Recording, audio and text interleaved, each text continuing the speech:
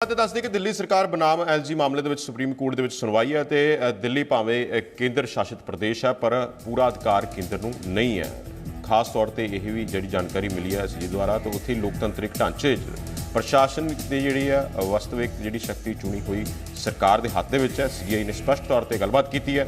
ਉਹਨਾਂ ਕਿਹਾ ਕਿ ਜੇਕਰ ਸਰਕਾਰ ਦਾ ਅਧਿਕਾਰੀਆਂ ਤੇ ਕੰਟਰੋਲ ਨਹੀਂ ਤਾਂ ਫਿਰ ਪਾਲਿਸੀ ਕਿੰਜ ਲਾਗੂ ਹੋਏਗੀ। ਸਿਰਫ ਉਹਨਾਂ ਸੇਵਾਵਾਂ ਤੇ ਕੰਟਰੋਲ ਨਹੀਂ ਜੋ ਪੁਲਿਸ ਜ਼ਮੀਨ ਤੇ ਪਬਲਿਕ ਆਰਡਰ ਦੇ ਨਾਲ ਜੁੜੀ ਹੈ। ਸੀਆਈ ਨੇ ਇਹ ਵੀ ਗੱਲਬਾਤ ਕੀਤੀ ਹੈ। ਸੋ ਕਾਫੀ ਅਹਿਮ ਜਿਹੜੀਆਂ ਗੱਲਾਂ ਨੇ ਉਹ ਕੀਤੀਆਂ ਗਈਆਂ ਨੇ। ਸੋ ਦਿੱਲੀ ਸਰਕਾਰ ਬਨਾਮ ਐਲਜੀ ਮਾਮਲੇ ਦੇ ਵਿੱਚ ਮਾਣਯੋਗ ਉੱਪਰਲੀ ਅਦਾਲਤ ਵਿੱਚ ਸੁਣਵਾਈ ਦੇ ਦੌਰਾਨ ਕਾਫੀ ਅਹਿਮ ਜਿਹੜੀਆਂ ਨੇ ਉਹ ਜਿੱਥੇ ਨਿਰਦੇਸ਼ ਜਾਰੀ ਕੀਤੇ ਨੇ ਤੇ ਉੱਥੇ ਹੀ ਗੱਲਾਂ ਬਾਤਾਂ ਵੀ ਕੀਤੀਆਂ ਗਈਆਂ ਨੇ ਤੇ ਕਿਹਾ ਗਿਆ ਕਿ ਲੋਕਤੰਤਰਿਕ ਢਾਂਚੇ ਦੇ ਵਿੱਚ ਪ੍ਰਸ਼ਾਸਨਿਕ ਦੀ ਵਾਸਤਵਿਕ ਸ਼ਕਤੀ ਚੁਣੀ ਹੋਈ ਸਰਕਾਰ ਦੇ ਹੱਥ ਵਿੱਚ ਹੁੰਦੀ ਹੈ। ਜੇਕਰ ਸਰਕਾਰ ਦਾ ਅਧਿਕਾਰੀਆਂ ਤੇ ਕੰਟਰੋਲ ਨਹੀਂ ਤਾਂ ਪਾਲਿਸੀ ਕਿੰਜ ਲਾਗੂ ਹੋਏਗੀ।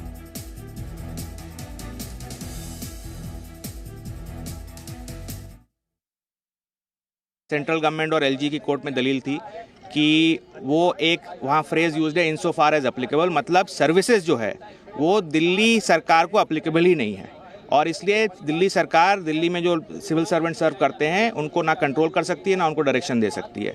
वो पूरी तरह से सुप्रीम कोर्ट ने नकारा। उसको कहा कि दिल्ली लेजिस्लेटिव असेंबली और दिल्ली सरकार का जो जुरिस्डिक्शन है वो जो भी लोग सर्व कर रहे हैं दिल्ली सरकार के अंदर उस पर एक्सटेंड करता है। सिर्फ जो एक्सेप्टेड एंट्रीज हैं जैसे पुलिस हो गई, पब्लिक ऑर्डर लैंड, उसमें जो लोग सर्विस कर रहे हैं क्योंकि वो ऐसे भी हमारे कंट्रोल में नहीं है तो ऑब्वियसली उसमें सर्विसेज जो हैं वो भी कंट्रोल में नहीं है। बाकी छोड़ करके पूरी की पूरी सर्विस जो है वो दिल्ली सरकार के कंट्रोल में है। एलजी को जो चुनी हुई सरकार है उसके एडवाइस एड एंड एडवाइस पे जाना है। एलजी का कोई इंडिपेंडेंट पावर इस रिस्पेक्ट में नहीं है। ਸੋ ਦੱਸ ਦਈਏ ਕਿ ਦਿੱਲੀ ਸਰਕਾਰ ਬਨਾਮ ਐਲਜੀ ਮਾਮਲੇ ਦੇ ਵਿੱਚ ਮਾਣਯੋਗ ਉੱਪਰਲੀ ਅਦਾਲਤ ਦੇ ਵਿੱਚ ਸੁਣਵਾਈ ਦੇ ਦੌਰਾਨ ਕਾਫੀ ਅਹਿਮ ਗੱਲਾਂ ਬਾਤਾਂ ਚੀਫ ਜਸਟਿਸ ਆਫ ਇੰਡੀਆ ਨੇ ਕੀਤੀਆਂ ਨੇ। ਉਹਨਾਂ ਕਿਹਾ ਕਿ ਦਿੱਲੀ ਭਾਵੇਂ ਕੇਂਦਰ ਸ਼ਾਸਿਤ ਪ੍ਰਦੇਸ਼ ਹੈ ਪਰ ਪੂਰਾ ਅਧਿਕਾਰ ਕੇਂਦਰ ਨੂੰ ਨਹੀਂ ਹੈ। ਲੋਕਤੰਤਰਿਕ ਢਾਂਚੇ ਦੇ ਵਿੱਚ ਪ੍ਰਸ਼ਾਸਨ ਦੀ ਵਾਸਤਵਿਕ ਜਿਹੜੀ ਹੈ ਸ਼ਕਤੀ ਚੁਣੀ ਹੋਈ ਸਰਕਾਰ ਦੇ ਹੱਥ ਵਿੱਚ ਹੁੰਦੀ ਹੈ। ਨਾਲ ਉਹਨਾਂ ਨੇ ਇਹ ਕਿਹਾ ਕਿ ਜੇਕਰ ਸਰਕਾਰ ਦਾ ਅਧਿਕਾਰੀਆਂ ਤੇ ਕੰਟਰੋਲ ਨਹੀਂ ਤਾਂ ਫਿਰ ਪਾਲਿਸੀ ਕਿੰਜ ਲਾਗੂ ਹੋਏਗੀ। ਕਾਫੀ ਅਹਿਮ ਜਿੱਥੇ ਗੱਲਾਂ ਬਾਤਾਂ ਕੀਤੀਆਂ ਗਈਆਂ ਨੇ ਤਾਂ ਉੱਥੇ ਦੂਸਰੇ ਪਾਸੇ ਦੂਸਰੀ ਧਿਰ ਦੁਆਰਾ ਜੋ ਖਾਸ ਤੌਰ ਤੇ ਦਲੀਲ ਦਿੱਤੀ ਗਿਆ ਉਸ ਦਾ ਵੀ ਕਿਤੇ ਨਾ ਕਿਤੇ ਚੀਫ ਜਸਟਿਸ ਆਫ ਇੰਡੀਆ ਦੁਆਰਾ ਜਿਹੜਾ ਹੈ ਉਹ ਨਿਰਦੇਸ਼ ਦੇ ਰੂਪ ਦੇ ਵਿੱਚ ਇੱਕ ਜਵਾਬ ਵੀ ਦਿੱਤਾ ਗਿਆ। ਸੋ ਦਿੱਲੀ ਸਰਕਾਰ ਬਨਾਮ ਐਲਜੀ ਜਿਸ ਦੇ ਤਹਿਤ ਹਾਲਾਂਕਿ ਕਾਫੀ ਲੰਬੇ ਸਮੇਂ ਤੋਂ ਜਿਹੜਾ ਇਹ ਮਾਮਲਾ ਚੱਲਦਾ ਆ ਰਿਹਾ ਹੈ ਤੇ ਉਸ ਤੋਂ ਬਾਅਦ ਹੁਣ ਮਾਮਲੇ ਦੇ ਤਹਿਤ ਸੁਪਰੀਮ ਕੋਰਟ ਦੇ ਵਿੱਚ ਜਿਹੜੀ ਸੁਣਵਾਈ ਹੋਈ ਉਸ ਦੇ ਵਿੱਚ ਚੀਫ ਜਸਟਿਸ ਆਫ ਇੰਡੀਆ ਨੇ ਕਾਫੀ ਅਹਿਮ ਜਿਹੜੀਆਂ ਨੇ ਜਿੱਥੇ ਗੱਲਾਂ ਬਾਤਾਂ ਸਾਂਝੀ ਕੀਤੀਆਂ ਨੇ ਤੇ ਉੱਥੇ ਹੀ ਗੱਲਬਾਤ ਕੀਤੀ ਕਿ ਜੇਕਰ ਸਰਕਾਰ ਦਾ ਅਧਿਕਾਰੀਆਂ ਤੇ ਕੰਟਰੋਲ ਹੀ ਨਹੀਂ ਹੈ ਤਾਂ ਫਿਰ ਪਾਲਿਸੀਆਂ ਕਿੰਜ ਲਾਗੂ ਹੋ ਸਕਦੀਆਂ ਨੇ। ਕਿਉਂਕਿ ਕਈ ਤਰ੍ਹਾਂ ਦੇ ਜਿਹੜੇ ਵੱਡੇ ਸਵਾਲ ਸੀ ਉਹ ਦਿੱਲੀ ਸਰਕਾਰ ਨੇ ਖੜੇ ਕੀਤੇ ਸੀ ਕਿ ਸਾਨੂੰ ਕੰਮ ਨਹੀਂ ਕਰਨ ਦਿੱਤੇ ਜਾ ਰਹੇ। ਯਾਨੀ ਕਿ ਅਕਸਰ ਹੁਣ ਤੱਕ ਦੇਖਿਆ ਜਾ ਰਿਹਾ ਕਿ ਦਿੱਲੀ ਸਰਕਾਰ ਬਨਾਮ ਐਲਜੀ ਹੁਣ ਤੱਕ ਚੱਲਦਾ ਹੈ ਕਿਉਂਕਿ ਕਾਫੀ ਜਿਹੜੀਆਂ ਪਾਲਿਸੀਆਂ ਸੀ ਉਸ ਦਾ ਦਿੱਲੀ ਸਰਕਾਰ ਨੇ ਜ਼ਿਕਰ ਵੀ ਕੀਤਾ ਸੀ ਕਿ ਸਾਨੂੰ ਲਾਗੂ ਨਹੀਂ ਕਰਨ ਦਿੱਤੀਆਂ ਜਾ ਰਹੀਆਂ ਤੇ ਉਸ ਤੋਂ ਬਾਅਦ ਮਾਣਯੋਗ ਅਦਾਲਤ ਦੇ ਵਿੱਚ ਜਦੋਂ ਮਾਮਲਾ ਪਹੁੰਚਿਆ ਤਾਂ ਉਸ ਤੋਂ ਬਾਅਦ ਚੀਫ ਜਸਟਿਸ ਆਫ ਇੰਡੀਆ ਨੇ ਜਿਹੜੀ ਹੁਣ ਖਾਸ ਤੌਰ ਤੇ ਨਿਰਦੇਸ਼ ਦੇ ਰੂਪ ਦੇ ਵਿੱਚ ਗੱਲਾਂ ਬਾਤਾਂ ਆਖੀਆਂ ਨੇ ਕਿ ਲੋਕਤੰਤਰਿਕ ਢਾਂਚੇ ਦੇ ਵਿੱਚ ਪ੍ਰਸ਼ਾਸਨਿਕ ਦੀ ਵਾਸਤਵਿਕ ਜਿਹੜੀ ਸ਼ਕਤੀ ਚੁਣੀ ਹੋਈ ਸਰਕਾਰ ਦੇ ਹੱਥ ਵਿੱਚ ਹੁੰਦੀ ਹੈ।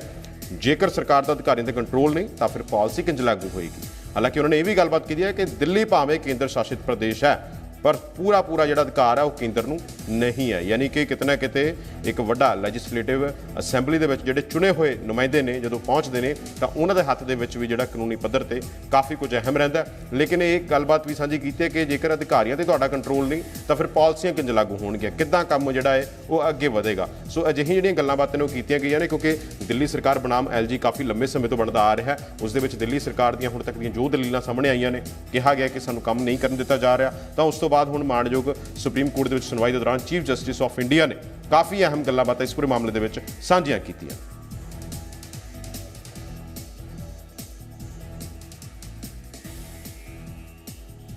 ਸੋ ਦਿੱਲੀ ਭਾਵੇਂ ਉਹਨਾਂ ਕਿਹਾ ਕਿ ਕੇਂਦਰ ਸ਼ਾਸਿਤ ਪ੍ਰਦੇਸ਼ ਹੈ ਪਰ ਪੂਰਾ ਅਧਿਕਾਰ ਕੇਂਦਰ ਨੂੰ ਨਹੀਂ ਹੈ।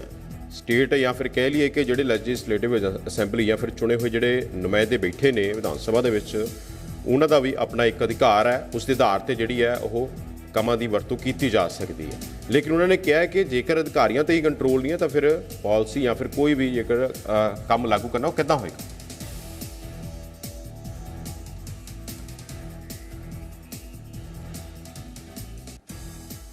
इसी के साथ इसी खबर पे हमें और जानकारी देंगे। दिल्ली से हमारे संवाददाता तरुण हमारे साथ जुड़े हैं। तरुण, जैसे काफ़ी लंबे समय से जो दिल्ली सरकार बनाम एलजी बनता हुआ मामला सामने आ रहा है और माननीय सुप्रीम कोर्ट में जब मामला पहुंचा तो उसके बाद चीफ जस्टिस ऑफ इंडिया ने जो अहम बातें की हैं तो उसके क्या देखा जा सकता है, या फिर आने वाले समय में जैसे ताड़ना करके उन्होंने बोला है कि अगर अधिकारियों पे ही नहीं आपका कंट्रोल तो फिर पॉलिसी कैसे लागू की जा सकती है?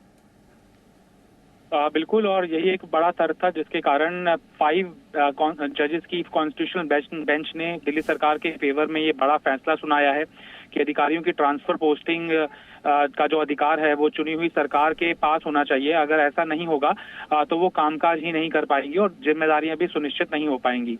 और ये साल 2 साल पुराना मामला नहीं है, साल 2018 से ये मामला लंबित चल रहा है कोर्ट के अंदर। पहले सिंगल डिवीजन कॉन्स्टिट्यूशनल बेंच के ऊपर सुनवाई हुई, लेकिन उसके फैसले को अपोज किया गया और सेंट्रल गवर्नमेंट ने फिर लार्जर बेंच के ऊपर मामले की सुनवाई की मांग की। उसके बाद डबल बेंच के ऊपर जब फैसला किया तो 2 जजेस ने अपना स्प्लिट जजमेंट दिया, जिसके बाद फिर ये मांग उठी कि 3 जजेस के पैनल के पास, कॉन्स्टिट्यूशनल बेंच के पास ये मामला जाना चाहिए। लेकिन फिर केंद्र सरकार ने मांग उठाई कि 3 नहीं बल्कि 5 जजेस की बेंच के पास ये मामला उठाया जाना चाहिए और इसका फैसला होना चाहिए, जिससे कि ये तय हो सके कि केंद्र सरकार के अधीन क्या शक्तियां हैं और दिल्ली की चुनी हुई सरकार के अधीन क्या शक्तियां हैं। लिहाजा दिल्ली सरकार को, या फिर यही कहें कि आम आदमी पार्टी को दिल्ली में एक बड़ी जीत मिली है और इस बूते सर्विसेज डिपार्टमेंट पूरी तरह से एक्टिवेट होगा। और एलजी के ऊपर जो आरोप आम आदमी पार्टी लगाया करती थी कि अधिकारी उनकी नहीं सुनते हैं, उपराज्यपाल को सीधे रिपोर्ट करते हैं,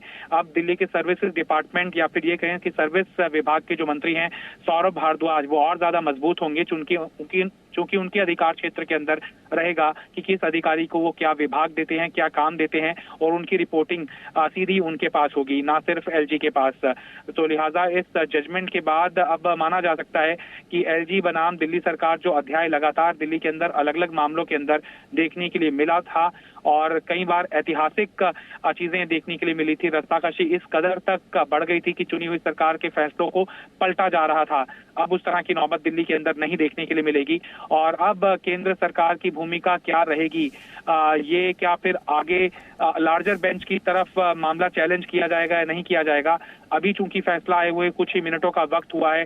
बीजेपी भी स्ट्रेटेजाइज करेगी कि इस बड़े फैसले को किस तरह से राजनीतिक तौर पर प्रतिक्रिया उसकी दी जाए, और कुछ ही देर के अंदर बीजेपी की तरफ से भी प्रेस कॉन्फ्रेंस संबोधित की जा सकती है। लेकिन बुलेट पॉइंटर के तौर पर आम आदमी पार्टी बिल्कुल देखना होगा कि भारतीय जनता पार्टी की ओर से अभी क्या रुख अख्तियार किया जाता है जो चीफ जस्टिस ऑफ इंडिया ने जो अहम फैसला सुनाया। बहुत बहुत धन्यवाद तरुण, आपका तमाम जानकारी देने के लिए।